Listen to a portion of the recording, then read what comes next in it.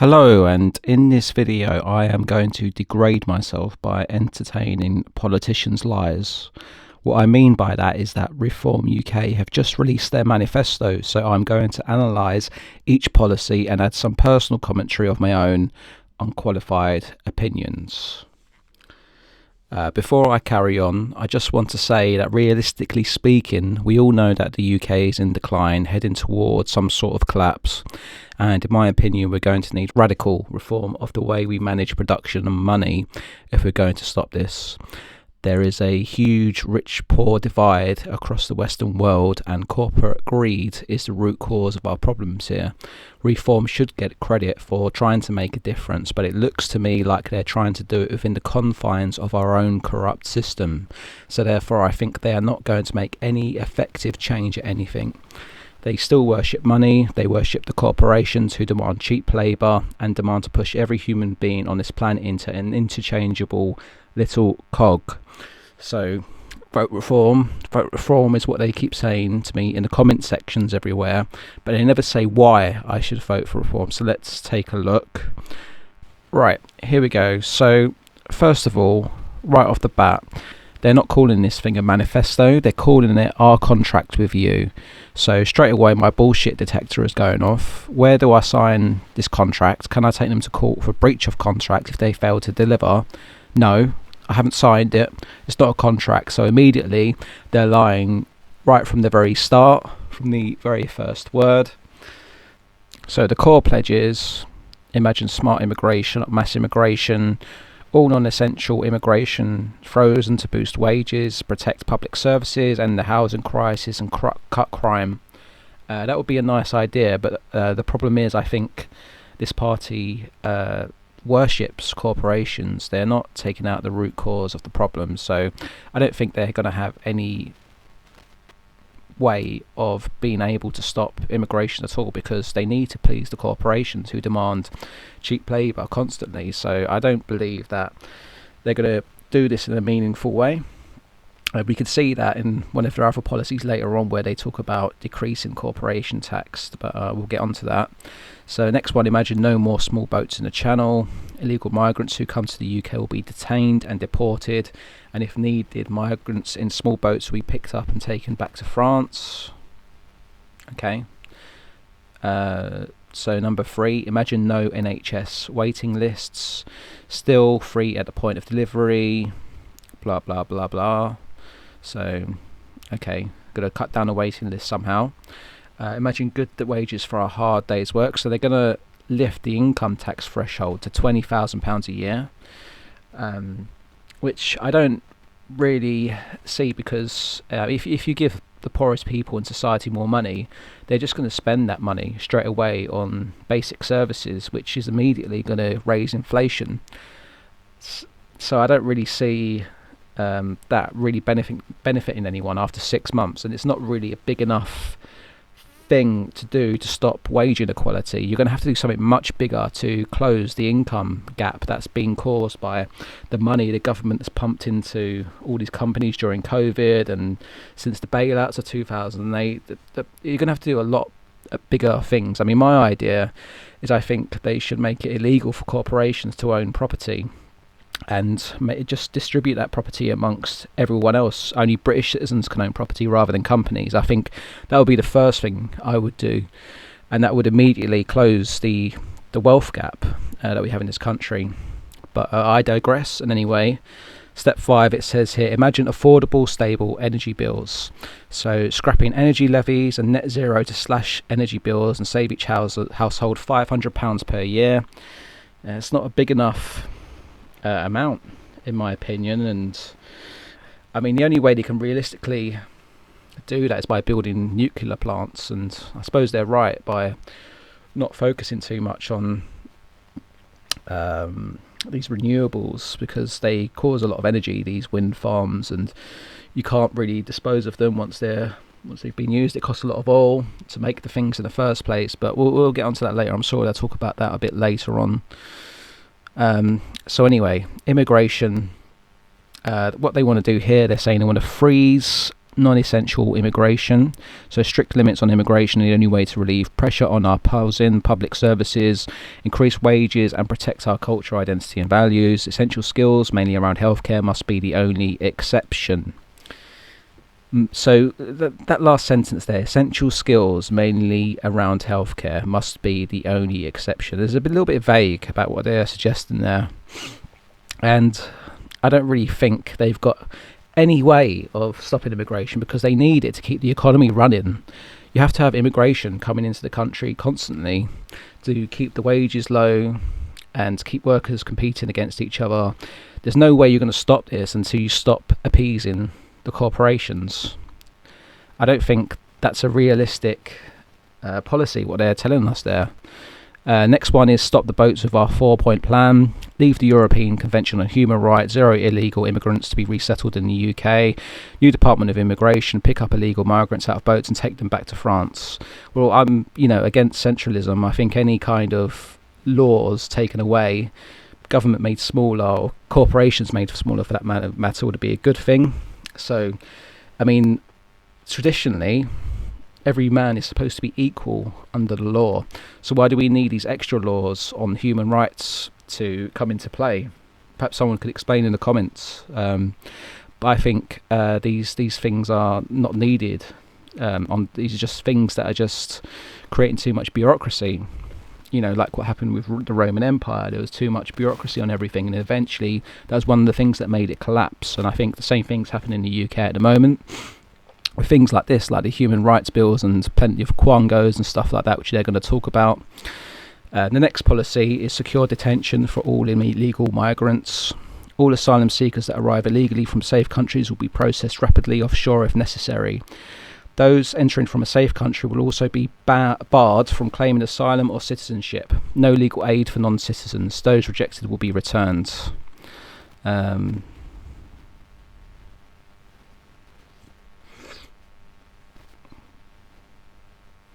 mean, what do they define as a safe country? I mean, what does it matter if they're coming from a safe country or a dangerous country? It doesn't really matter on the individual itself. It just seems like a bizarre way of judging who to let in. I mean, they're just going to let anyone in anyway. It doesn't matter if they're from a safe country. I think that's what they're kind of admitting there in the small print, is they're not going to do much about immigration at all. The next step is next policy is immediate deportation for foreign criminals. Deport foreign nationals immediately after their prison sentence ends. Withdraw citizenship from immigrants who commit crime, with the exception of some misdemeanor offences. I mean, that sounds almost fair, except it costs £40,000 a year to imprison someone. So you're going to have to pay out £40,000 a year to imprison these people before deporting them. The next one is bar student dependents. Introduce new visa rules for international students that bar dependents.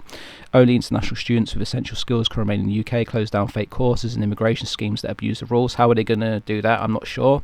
Doesn't really say. Next one is stop health tourism and immediate access to benefits. We will impose a requirement of 5 years residency with employment to claim any benefits in the UK. Okay.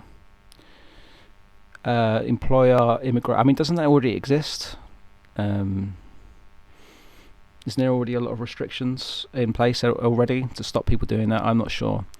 The next one is employer immigration tax. The national insurance rate would be raised 20% for foreign workers. This would incentivise businesses to employ British citizens, whose national insurance rate would stay at 13.8%. Essential foreign health and care workers would be exempt from the tax, as would businesses who employ 5 staff members and under. This would boost wages and could raise more than $20 billion over 5 years to pay for apprenticeships and training for young Brits. I mean, the issue is, the reason why they're importing immigrants is to replace the immigrants in the UK who are not as efficient as the foreign workers. So imposing this tax it's not really are people really going to pay that extra amount to get the immigrants in? I think they, I don't know. I think they probably would. I think it's just going to be something that's going to have to be abandoned, because I don't think it will be effective. It's not really like a big enough incentive. And how are they going to use this to pay for apprenticeships? I don't know. Next one, government spending needs major reform. Critical reforms needed in the first 100 days. Bank of England must stop paying interest to commercial banks on quantitative easing reserves. This approach would save around 35 billion per year and has been endorsed by senior figures at the Financial Times, New Economics Foundation and IFS, as well as 2 former deputy governors of the Bank of England. I mean, that's all well and good, but do the central bankers that run these loans, have they agreed to it?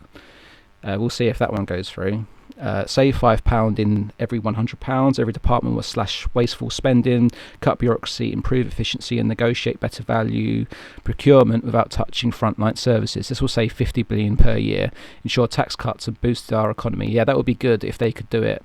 It's a bit vague on how they're going to do that. Brexit bonus, cut unnecessary regulations. Britain still retains over 6,700 EU laws. Government red tape and nanny state regulations are estimated to have cost the UK economy 143 billion since 2015. This means that billions lost in growth and taxes.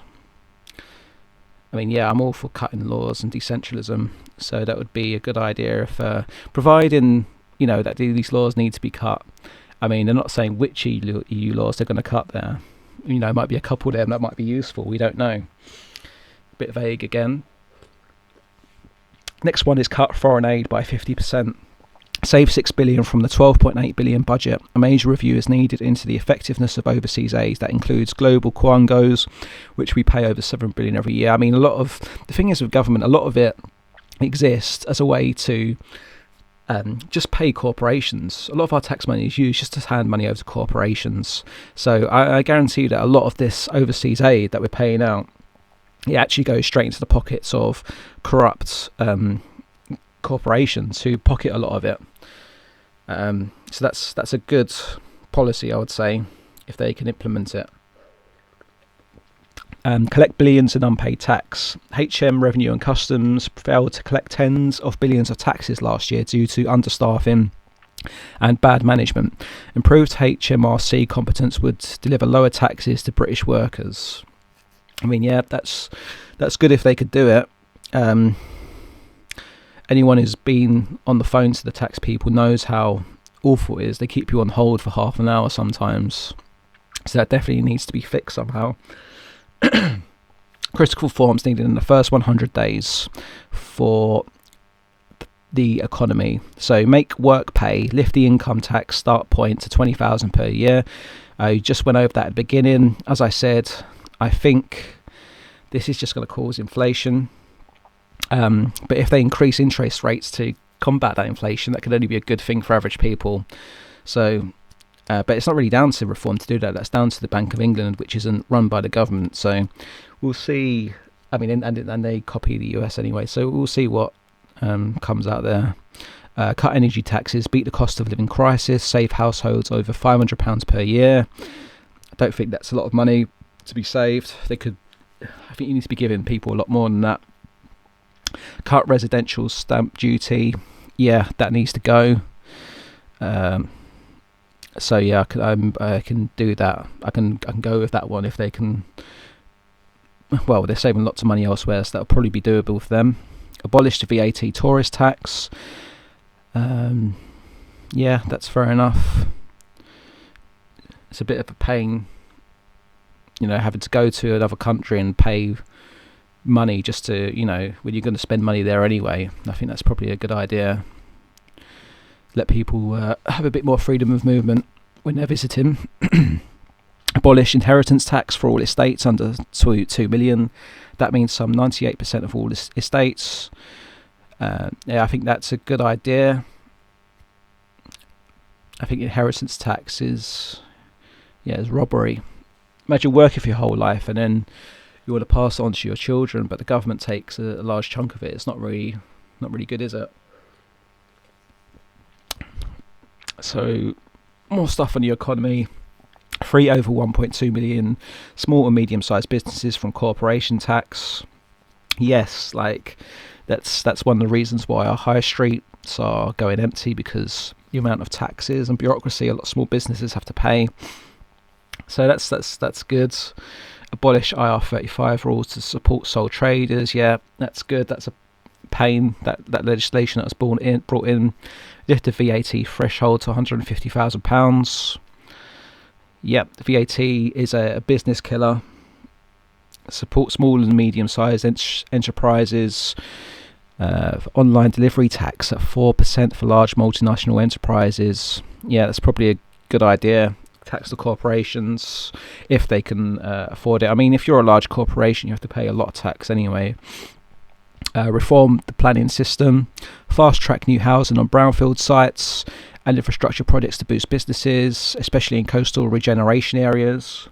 I think that's a good one because a lot of these places in the green belt that you're not allowed to build on are not very nice and could use some buildings on there, so that's probably a good idea. Slash red tape to boost industry and exports. Scrap thousands of laws that hold back British businesses and damage productivity, including employment laws. We must make it easy to hire and fire so that businesses can grow. Well, it depends which laws they're going to get rid of there. I mean, yeah, some. I'm all for decentralism. I think there's too much bureaucracy in the UK and it's going to make the country sink. So that's probably a good idea, getting rid of a lot of those laws. But it depends which ones are going to get rid of, because some of them are kind of necessary and make the country like bearable to living. Like, you know, the amount of holidays you can have and the hours you work and what makes overtime. These are good laws, I think. Reform the tax system. Major simplification is needed. Over 21,000 pages. The UK's tax code is a burden. Hong Kong's tax code is under 500 pages. Yeah, that's a good idea. Again, I'm a decentralist, so I think that's great. It's a great start. And the NHS needs urgent reform. So what they're going to do with the NHS, they're going to end doctor and nurse shortages. All frontline NHS and social care staff to pay zero basic rate tax for 3 years. This will help retain existing staff and attract many who have left to return.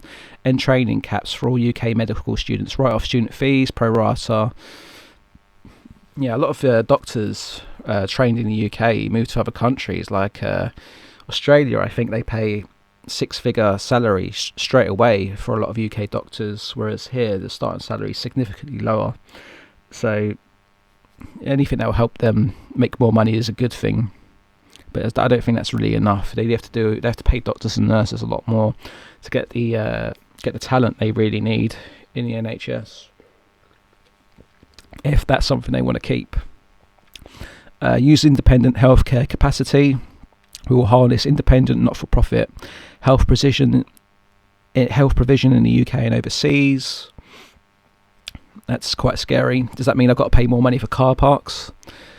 Tax relief of 20% on all private healthcare and insurance. This will improve care for all by relieving pressure on the NHS.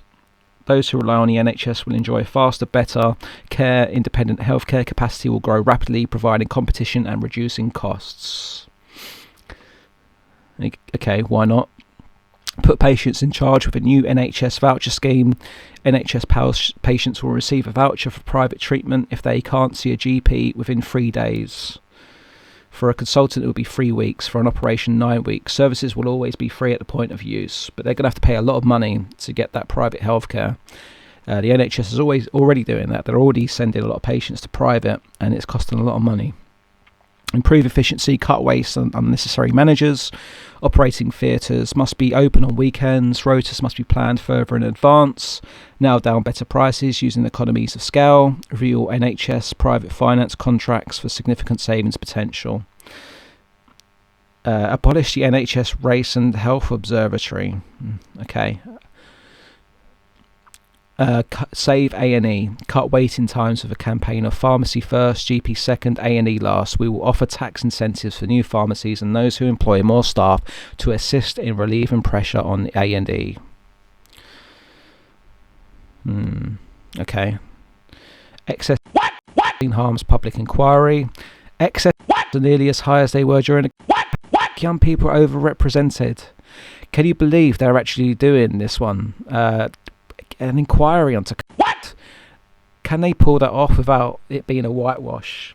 I mean, it's almost worth voting to see if they can pull that one off, or just to see what happens.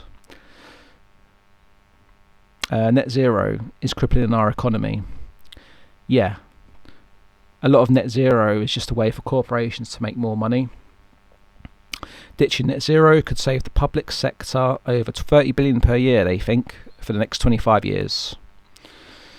Probably, yeah. Scrap annual 10 billion of renewable energy subsidies. Yeah. Cheap, secure energy for Britain. So they want to get the North Sea gas and oil, grant shale gas licenses on test sites for 2 years, enable major production when safety is proven with local compensation schemes. Is that fracking and stuff like that? Stuff that's going to damage the environment? Nuclear is probably a safer option than doing that. Cleaner energy from new technology. Fast track clean nuclear energy with new small modular reactors built in Britain. Increase and incentivise ethical UK lithium mining for electric batteries, combined cycle gas turbines, clean synthetic fuel, tidal power, and explore clean coal mining. Yeah, that's probably a good idea. Law and order urgently needs reform, they say.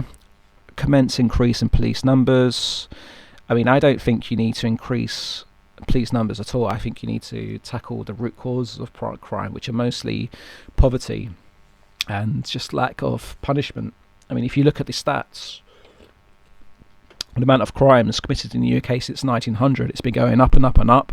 It stops around 1990 and goes down when improved ways to convict people starts to take hold, and around 2010 it starts going back up again.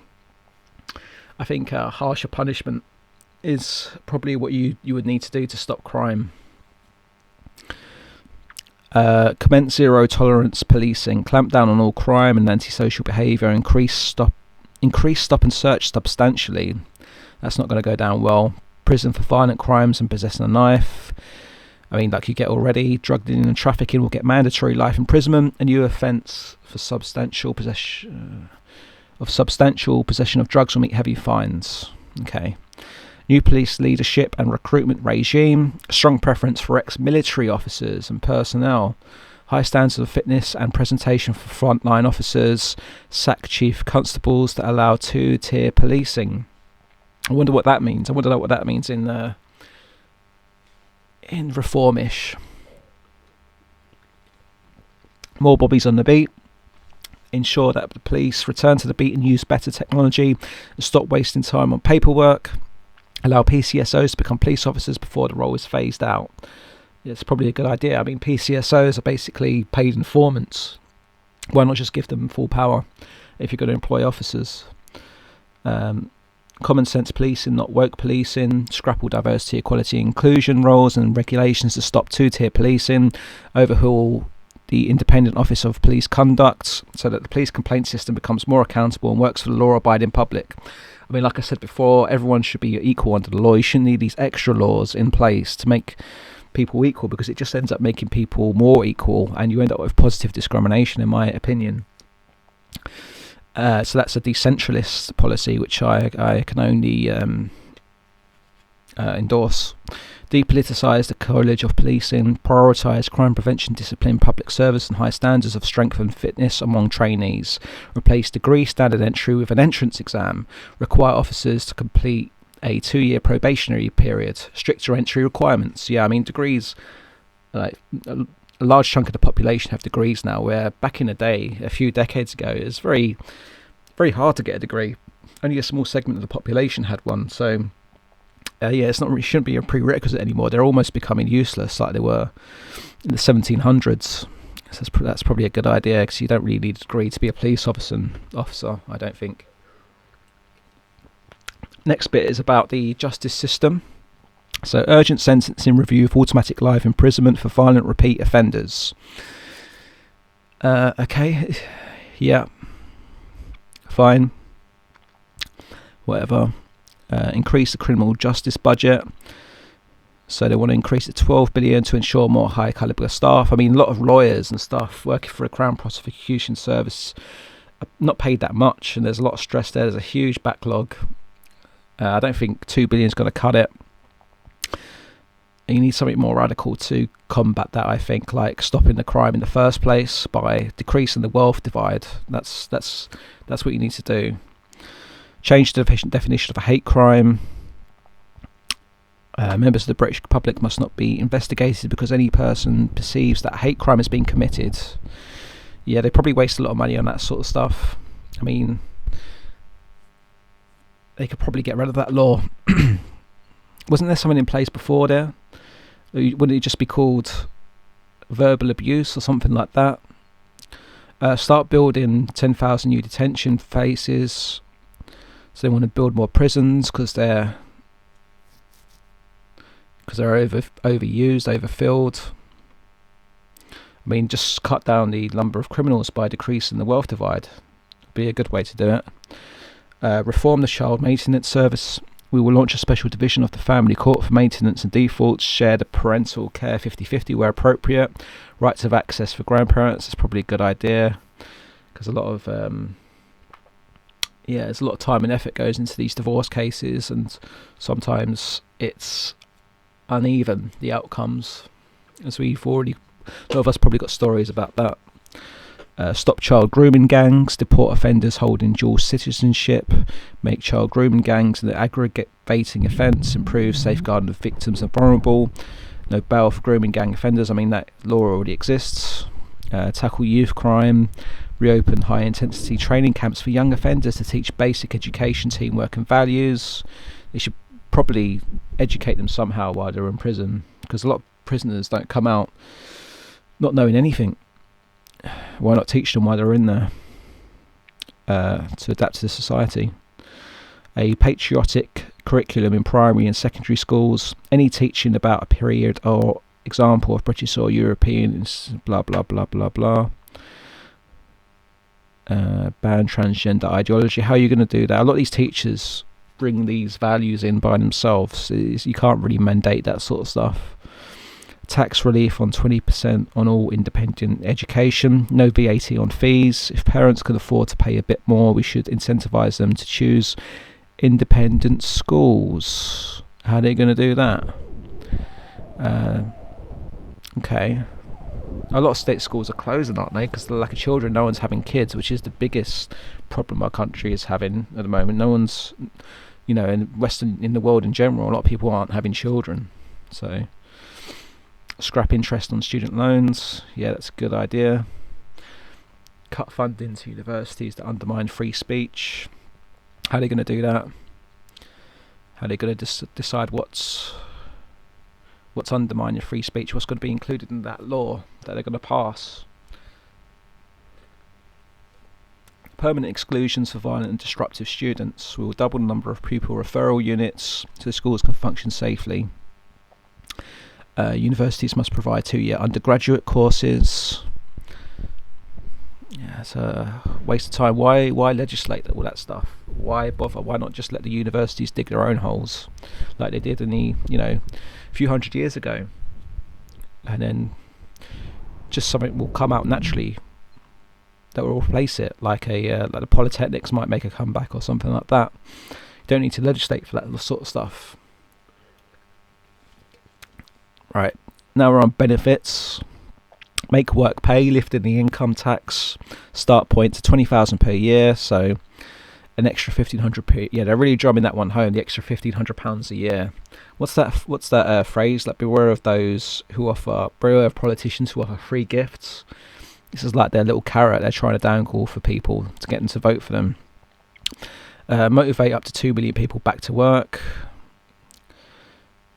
I mean, I think if you did my idea where you just divided up the property amongst the British citizens, some of that property that they all own will be commercial property, and they can rent that out to the companies that are residing there to make their money. So I think that would be a lot better way of dealing with this. Then the government wouldn't have to pay benefits. I'll make another video on that at some later point. Force a 2-strike rule for job offers. Okay, then what? They're just going to be homeless once people, reject those 2 jobs. You're just going to make them homeless and not pay them anymore. Face-to-face, not remote assessments for benefits.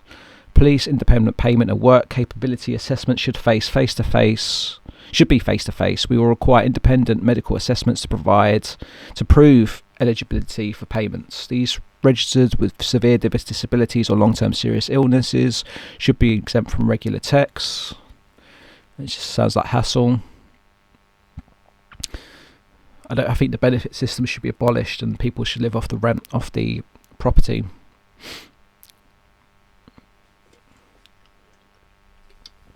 Here's the Brexit section. Legislate to scrap EU regulations with immediate effect. Britain still has 6,700 retained EU laws which you will need to rescind. British laws on state aid, competition, employment, net zero and environment are still based on EU regulations. Good idea, but which ones are they getting rid of? Abandon the Windsor Framework. This is worse than the original Northern Ireland Protocol. The UK has been partitioned down the Irish Sea. Northern Ireland is still in the EU single market for goods. It is unacceptable that British citizens in Northern Ireland are being ruled by EU laws or whatever. Thereafter, independence for Britain's armed forces. The government has signed up to the EU Horizon programme. That means if we send money to the European Defence Fund and part of the EU's military mobility projects, our armed forces are at risk of being sucked into an EU command and control force. Yeah, that's definitely something you don't want. Prepare for renegotiations on the EU trade and cooperation agreement. A so-called EU level playing field is holding us back. Increased defence spending 2.5% of national GDP, then 3% within 6 years. Introduce the urgent pay review. Introduce new to armed forces justice bill. New dedicated ministerial department for veterans. Recruit 30,000 for the army. Okay. Regenerate Britain's defence manufacturing and technology. Reform defence procurement, education for military personnel. That's great. There'll be a lot of people to send over for World War III. Britain has a housing crisis. Now let's see. Fast track planning and incentives for development of brownfield sites. Loose fit planning policy for large residential developments with pre-approved guidelines and developer requirements. Reform social housing law, prioritise local people and those who have paid into the system. Foreign nationals must go to the back of the queue, not the front. Sounds a bit unfair. I don't like the sound of that. That sounds like it could cause some social unrest unnecessarily. Scrap section 24 for landlords. I mean, get rid of landlords. Everyone should own their own piece of land. Abolish the renters reform bill. Yeah, fine. Protection for leaseholders. All potential charges for leasehold or freehold residents must be clearly stated and consented.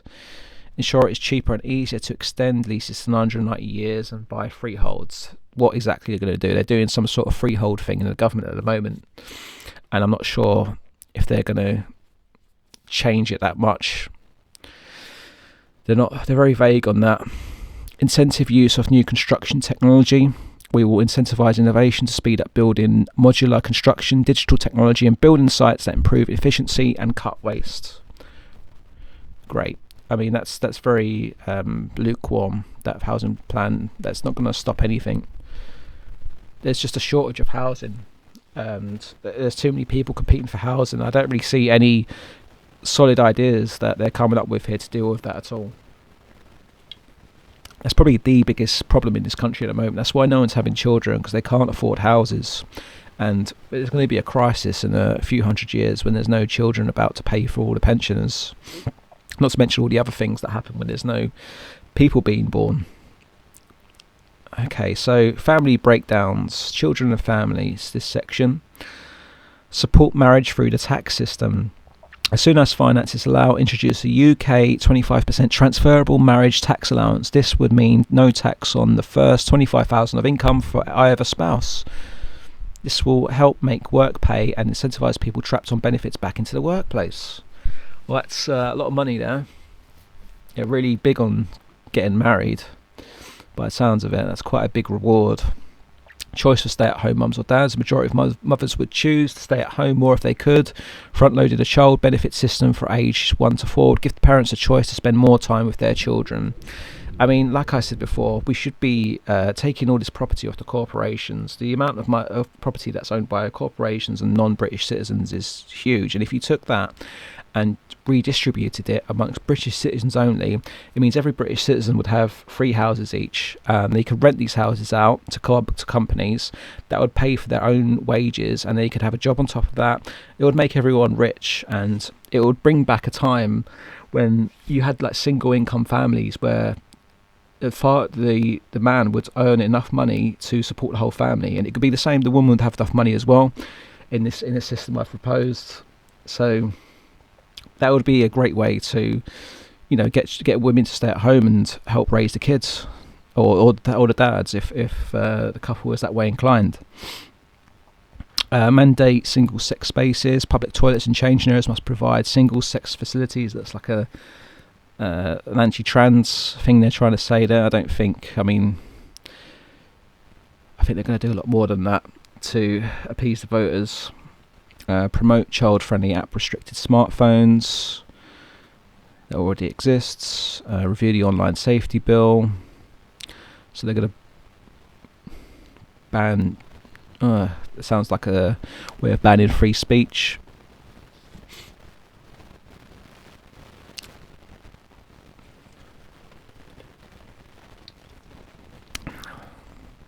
Scrap HS2. We're one of the only countries in the world that doesn't have like a high-speed rail, like a good one. And they should be building more of these things, but they can't because there's so many planning laws, so much bureaucracy around building things like rail houses that it's impossible to do. That's why they can't build this HS2 thing. They need to get rid of all the laws around planning. Then it'll make it a lot easier to build these big infrastructure projects. Stop the war on drivers. Legislate to ban ULEZ clean air zones in low traffic neighbourhoods. Scrapping net zero means no more bans on petrol and diesel cars and no legal requirements for manufacturers to sell electric cars. We'll keep the speed limit low where safety is critical, otherwise 20-mile-an-hour zones will be scrapped. That just sounds pointless, really. But a lot of people get angry about that. Accelerate transport infrastructure, focus on our coastal regions, Wales, North and the Midlands. Improve existing rail and road links. Integrated services are critical. The only way they're going to do that is by getting rid of the laws that restrict all this stuff.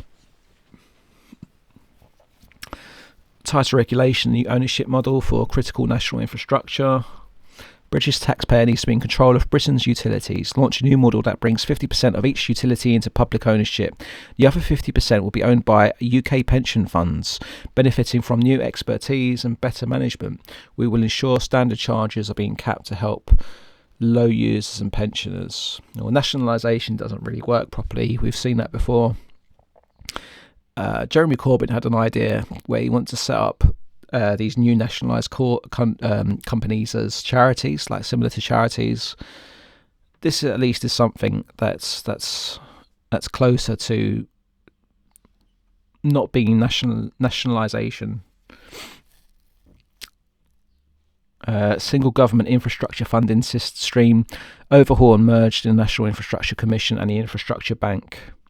Scrap net zero objectives, simplify the funding process to save time, cut waste, boost funding and accountability. Don't think that's going to help. British farming needs reforms, take advantage of Brexit. Increase the farming budget to $3 billion. Focus on smaller farms, keep farmland in use, bring young people into farming. Boost rural economy and culture, increase innovation and diversification, to help farmers to farm, not pay them to leave or retire.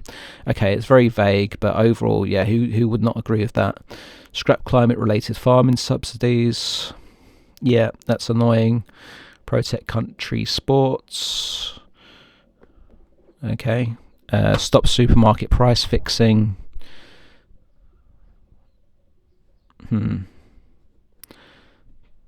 Sounds like meddling with free market stuff. Target 70% to ensure food security taxpayer-funded organisations to source 75% food from the UK.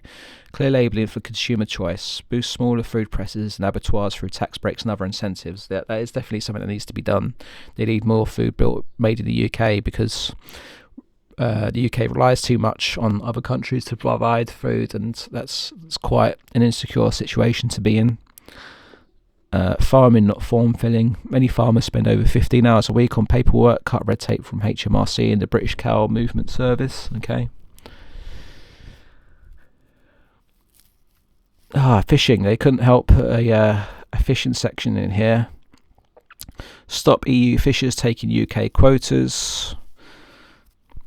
Okay, good luck negotiating that. Expand the Royal Navy Overseas Patrol Squadron. Okay, ban foreign super trawlers from UK waters. Extend the ban on pair trawling for bass beyond the southeastern 12-mile territorial waters. Ban Dutch vessels from electric pulse fishing in Britain's 200-mile EEZ. Okay. Rebuild UK fish processing. Tax and other incentives to ensure that all fish caught in British waters are landed and processed in the UK. Fish caught by foreign vessels in UK waters should also be landed and processed here when capacity allows. Revitalise the UK's fishing fleet. Tax incentives and vocational training to increase UK fishing fleets. Include fishing communities in policy making and guarantee sustainable stocks by implementing a dynamic management system. Yeah, I mean, it's all vague and it doesn't properly explain what they're going to do there. You should also eat wild fish when you can rather than farmed fish. It's a lot better for you. Anyway, pensions and social care. Commence Royal Commission of Inquiry into social care system. A national plan is critical for sustainable social care system. The sector needs flexibility, tax incentives, VAT breaks and less waste. Simplify social care for a single funding stream instead of the split between NHS and local authorities. More funding will be needed when a national plan is agreed. Stop the offshore taxpayer rip-off. Some larger care homes providers are avoiding tax on hundreds of millions of profits through complex offshore property companies and high-interest shareholder loans. This has to end. How are they going to do that? And they want to review pension provision. The current pension system is riddled with complexity, huge costs and poor returns, leading to less uptake. Countries like Australia do savings and pensions much better and cheaper than we do, and from a much younger age. End the mine workers' pension scandal. We accept Business, Energy and Industrial Strategy Committee 2021 recommendations in full to amend the mine workers' pension scheme. Arrangements so that all the scheme surpluses accrue to the mine workers. Yeah, again, with that property idea I had, you wouldn't need any of this. Constitutional reform. Britain's constitution arrangements need reform. So leave European Convention on Human Rights, commence reform of the House of Lords. They want to get rid of the House of Lords and replace it with some more democratic second chamber. Structure to be debated, immediate end of political appointees, replace civil service leaders with successful professionals from the private sector who are political appointees who come and go with the government. So like advisors? God knows what they're going to do there. Commence reform of the postal voting system. It's like what happened in America. It's allowed electoral fraud. They're complaining. We will stop postal voting except for the elderly, disabled, or those who can't leave their homes. Then they want proportional representation. So they want to change. It sounds like they want to change everything there. British Bill of Rights. Gah, no thanks. Not from these guys. Reform is needed to defend and promote British culture, identity and values, reaffirm British sovereignty, reject the influence of the reject the membership of the WHO unless there is fundamental reform to its structure and funding. Reform UK also opposes the creation of central bank digital currency. We oppose a cashless society. Wow. Getting the conspiracy theory vote there. That's quite bold for a political party. I'm surprised that they're coming out of that. That sounds pretty good if they actually pull that off. Replace the 2010 Equalities Act. Yep, so that's more law. I want to get rid of. Propose a comprehensive free speech bill. legislate to stop left-wing bias and politically correct ideology that threatens personal freedom and democracy. No more debanking council culture, left-wing hate mobs, or political bias in public institutions. Stop Sharia law being used in the UK. Just sounds like a way of stopping freedom of speech. I don't really like that. Commence reform of the BBC. TV licenses taxation without representation. We will scrap it. In a world of on-demand TV, people should be free to choose. Yeah, TV license is a pain. Get rid of it. Make St George's and St David's Day a public holiday. Yep, that's great. Extra day off work. Launch an anti-corruption unit for Westminster. We will ensure that public officials face sanctions if they break the rules, including prison. Our new anti-corruption unit will have legal powers to investigate past and future scandals.